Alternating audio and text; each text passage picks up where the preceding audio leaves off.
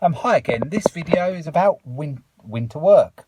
This isn't an advice video, it's just the way I do it, and there might be a few sort of tips or whatever I give in the video that may help you. But this is how it sort of worked out for me over the years. I've always worked all the way through. I've got the luxury to stop at the end of the grass season and have winter off. It would be nice, but as we both work together, we've got to keep working all the way through because there's no other income coming in. So so we've just got to put up with it and the cold and the weather and crack on. But I've got a bit of a list beside me which I'm going to talk about. The first thing, what I class as winter. Well, the grass season sort of slows down, October time, and then the leaves start to come down. I still sort of carry on mowing as well, along with the leaf clearing, because they pick it up, they tidy the garden. That's until the sort of gardens get too wet, where it starts to possibly make things too messy to mow. So what I cast is basically almost sort of now. Our weather is a bit all over the place at the moment, so they say climate change and all that, but who knows really what the cause is. But scientists think they might do and other people think they might do, but whatever, I look at it as winter is December, January and February, and then March, April, May, spring and so on. So that's how I look at it. So how I work it out is it's around about 100 days. The winter season is around about 100 days. I have 3 weeks off over Christmas, so that's about 20 odd days, and I don't work weekends. So if you cut all that out of it, probably I've got to find work for somewhere around about 65 days over winter. So 60 to 65 days. And also, there's the weather factor, but I'll get onto that in a minute. The type of work to be done over winter. Well, we carry on. In December, there still is some leaves to clear up. The bulk of them, this year, the bulk of them have gone. And most years, the bulk of them, every year, the bulk of them will be gone by December, I would imagine. Unless you get a real particularly mild time and sort of not much cold, then they might hang on a little bit longer. But so I would estimate probably I've got a couple more weeks of leaf clearing, because most of them are down. Then it's border work, pruning, and just general tidying up. Fences, I do the odd one now. I used to do quite a lot, but I do the odd one now. I've got a turf job in January, February to do, and then there's just bits and pieces all the way around. I'd advise, if you do work for regular people, try to get the weeding done before it actually gets too wet or too cold, because it's horrible being on your knees in the borders weeding when it's freezing cold. I've done it and it's not nice. So try and get most of the sort of groundwork done, even if you don't do the trimming back till later, because it's a lot better doing the trimming when it's colder than it is on the ground.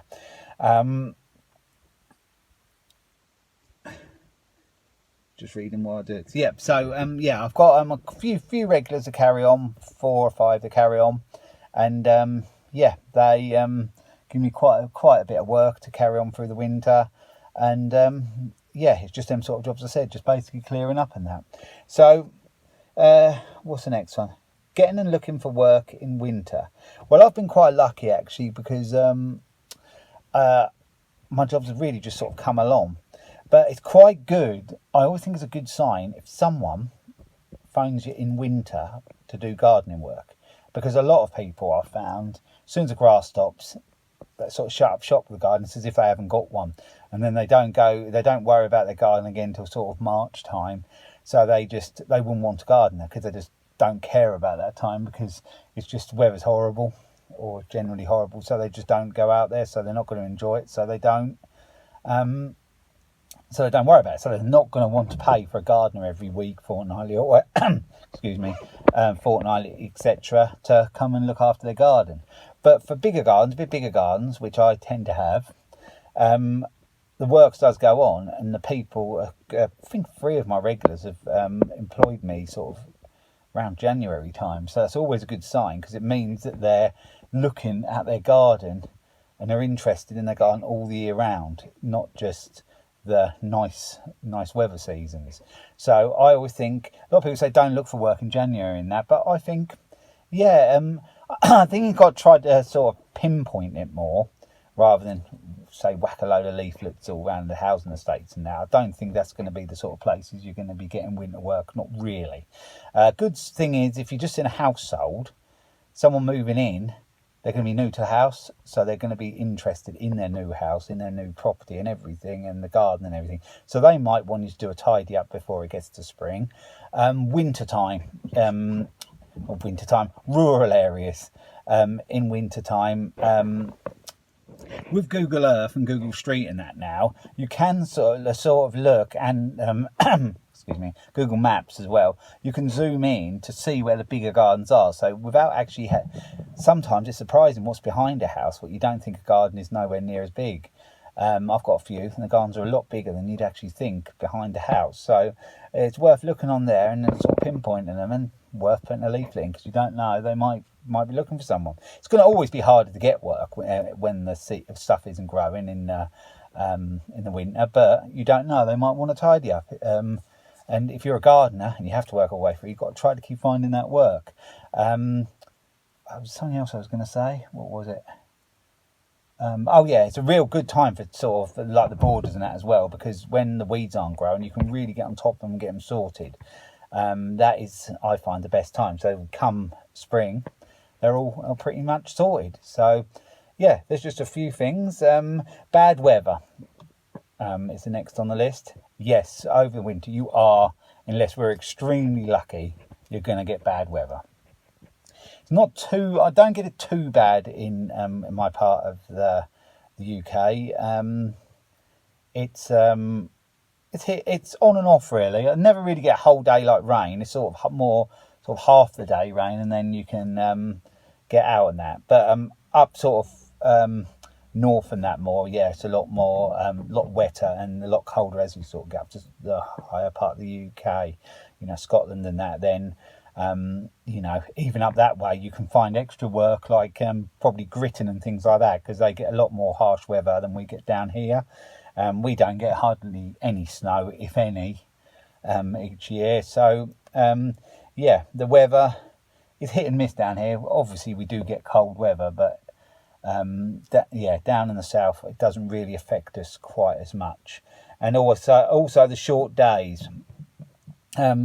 Realistically, if you have a break in that, realistically the most you can get in is 6 hours a day work really.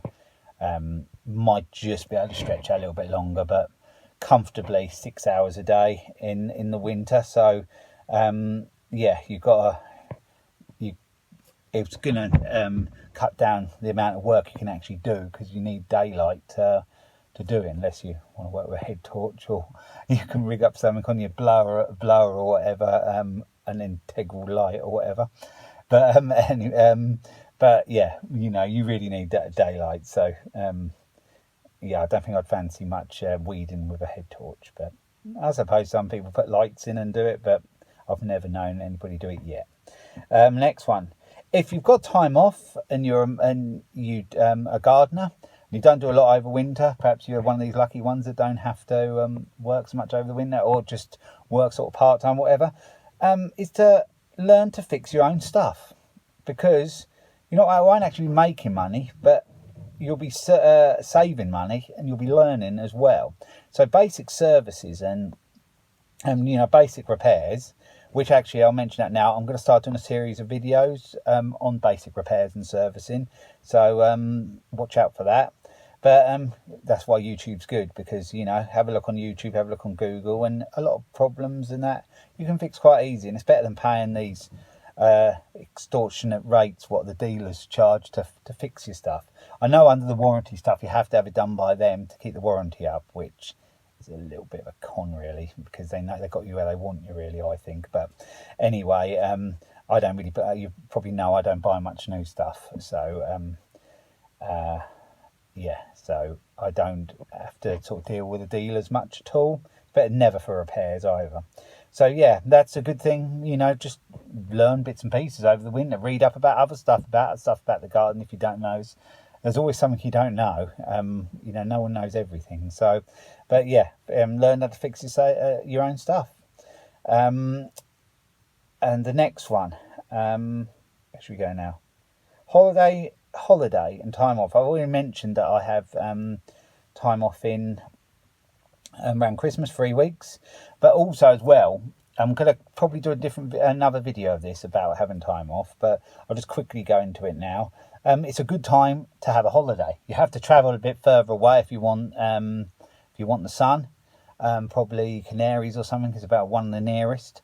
If you want the temperature to be nice, but you know, wherever you decide to go, it's a good time because the grass season is a bit mad and it's difficult to have time off then. So yeah, if you're going to have a holiday, it's quite a good idea in that sort of 3 months to have a holiday if you're a full-time gardener. I find, relaxing while I'm working more in the winter. You haven't got the pressures of having to get to this grass job, get to that grass job, to do this, to do that, hedge here, hedge there. I find take my time a lot more on my rounds and that, because there's not so many jobs that are going to be going on because all the grass ones drop off. So it's much more relaxing, even though it's cold and not so nice to be out. In one way, it's nice because the pressure is off a little bit. And, you know, pressure isn't nice. In the summer, it is pretty pressure. You think before you've done one, you know you've got to get on to the next, and then the next, and then the next. And then if it rains, you're up against it, get behind and all that. So it's nice time to sort of wind down a little bit. In the winter months, we're nearly to the end now. It's a good time as well to think, time off if you're sitting at home or whatever, to think about what you want to do for this season ahead, what you want to concentrate on more. Me, myself, want to concentrate on more grass. I've said it before. I've got the equipment to do it now, so I've got to set the wheels in motion for that. That's what I want to really be, more known as a grass guy, if you like. But yeah, think about your plans now. Think about sorting out your advertising. Think about when you're going to do it and all that sort of thing. So it's a good time to think about that, because like I said, in the main season, if you're fairly busy in the main season, you're tired. You don't really want to be thinking about that. But now you can have some time off, or at least the nights it gets dark earlier, so it gives a lot of evening time. So yeah, it's a good to sort of think about your future plans. And the last one, and this just applies to me really, over the winter, should I have a haircut or not? Well, it's quite long, it's getting cold. I don't want to get a cold head, but then again, I think I'm due a haircut. So perhaps between now and the end of the year, I'll give myself a little treat and have a haircut. I'll probably do a shave as well. So yeah, hope you enjoyed this video. Hope it's been of some help to you.